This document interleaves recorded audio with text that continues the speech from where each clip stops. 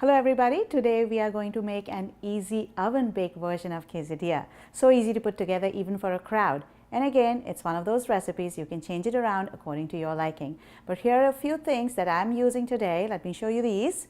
So what I'm using are whole wheat tortillas and then some ingredients that are going to go as fillings inside. I'm using some spinach.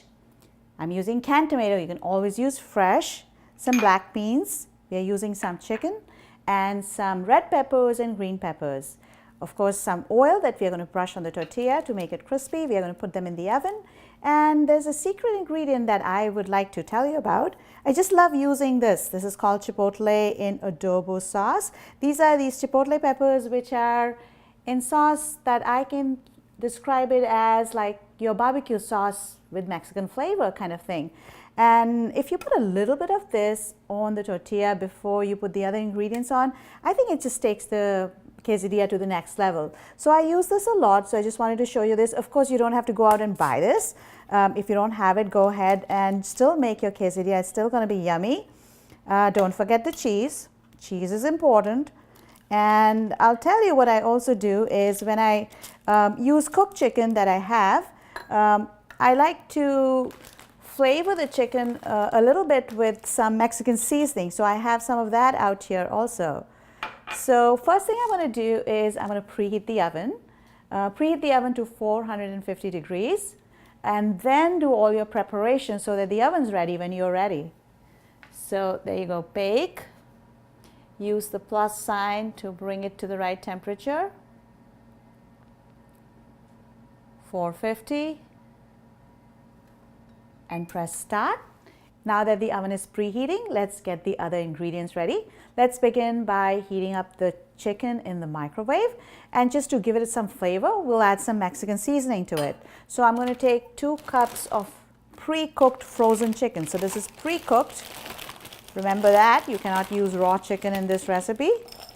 You can always cook the chicken in advance and keep it in your freezer into strips. You can also buy some pre-made seasoned chicken strips these days in the refrigerator section and use those. They work really well, and I think they absorb the flavor of whatever ingredients you're putting in them. So here I'm going to try to add a teaspoon of Mexican seasoning and another one for 2 cups, and put this in the microwave. Toss it around a little and put it in the microwave. Heat it up so that while the chicken is defrosting, it absorbs some of those flavors.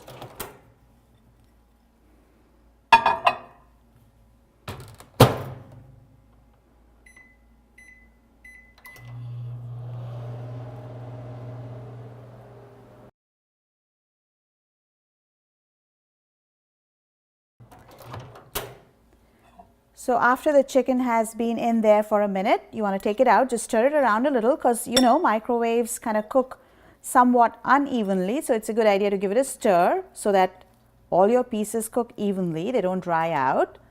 And the seasonings also get mixed up even better. Put it in and then another minute. Now that it's done, take it out.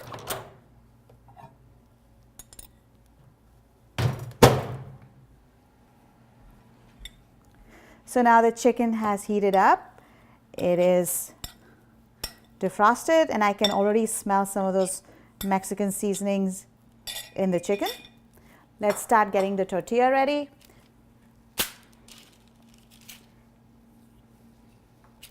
So let's start by brushing this tortilla with some oil. You can use whatever oil you have at hand. And then once you brush it on one side, flip it over so that you can put all the toppings on the other side. So this is going to be the outside of your quesadilla. So go like that. And now you can start by adding this adobo sauce. So I had shown you this earlier. This is this ingredient that I think adds a nice smokiness to Mexican dishes. So you could just take the sauce part of it. You don't even need to use the chili part of it. Just put a few drops of it and go like that. You don't need a whole lot. It does have a strong flavor and a little bit of spice. It's actually more like a smoky barbecue sauce kind of flavor. So I just use a little bit like this, then put some chicken. And if you don't have this, go ahead, just make your quesadilla without that. No big deal. Well, like that, use as much chicken as you want. And then think about what other toppings you can add.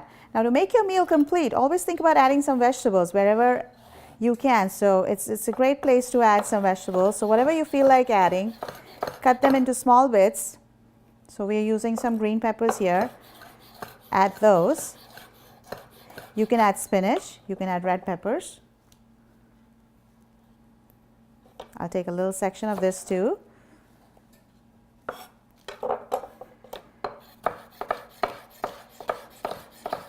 This is really up to you what you feel like adding. You can add fresh tomatoes. You can add canned tomatoes. If you are choosing to add canned tomatoes like we are doing today, make sure you don't use too much of the watery part of the tomato. Now, what I find easy to do is just cover 1/2 of the quesadilla with the toppings and then fold it over. Just makes it easier to eat as well as easier to cut and manage. So that's how I like to do it. You can certainly cover the whole tortilla with all the toppings and use another one. Just make sure you have oil on the outside and make a whole big one that you can then cut in wedges. But I'm just making 1/2 of it. So here are the tomatoes. I'm going to try to avoid taking that much of the juice. These are fire roasted tomatoes, so they do have a good flavor. So I'm just going to tilt it a little just to get a few pieces out and then spread them around. You can skip this ingredient if you don't like tomatoes. Now, black beans are highly underrated, I feel. They're a great source of protein, good source of fiber, and they don't really have a very strong taste. So you can include them in many recipes. They make your food healthier. They're a great source of vegetarian protein. And then, of course, don't forget the cheese. Want to add some spinach too? Go ahead, do that. Once again, spinach doesn't add too much of a flavor, but definitely brings up the nutritive value of your food. So go ahead and add some of that too. Add some cheese. Fold it over and then put it in the oven just until the outside of this is crispy. Go like that. Press it down a little. And I'm going to put it in the oven. Put your oven mitt on. Keep your face away from the oven. Open the oven door, slide it in. And you can set the timer for about 10 minutes. And keep an eye on it at around 8 minutes or so. So I'm just using the kitchen timer right now. And you want the outside of it to get nice and crispy.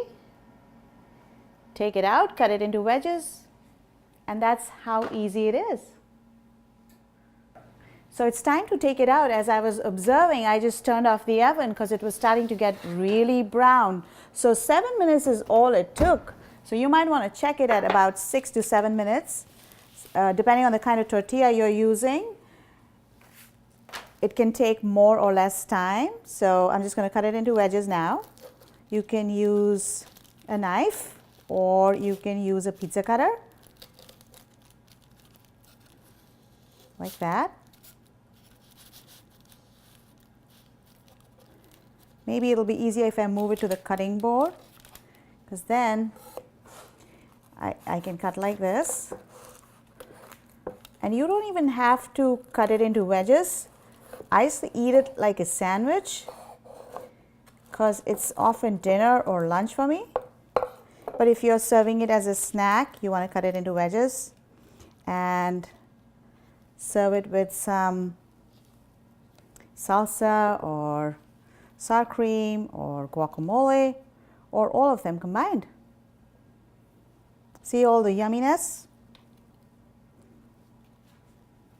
There's all stringy cheese in there.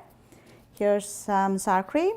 You can put some on top of it, put some on the side, however you like it, or maybe serve it with a bowl of sour cream on the side. This was one of the easier way of making quesadillas in the oven. You can make it for a big crowd if you're making them in the oven. You can always make them on the stove top. They come out nice and crispy when you put them on a frying pan and press the cheese onto the tortillas, and they get crispy on both sides, and those are really yummy too. So certainly go ahead and do that if that's what you like. Also, go ahead and change all the things that you saw on the inside of the tortilla and tell me how that goes, because you can add different vegetables.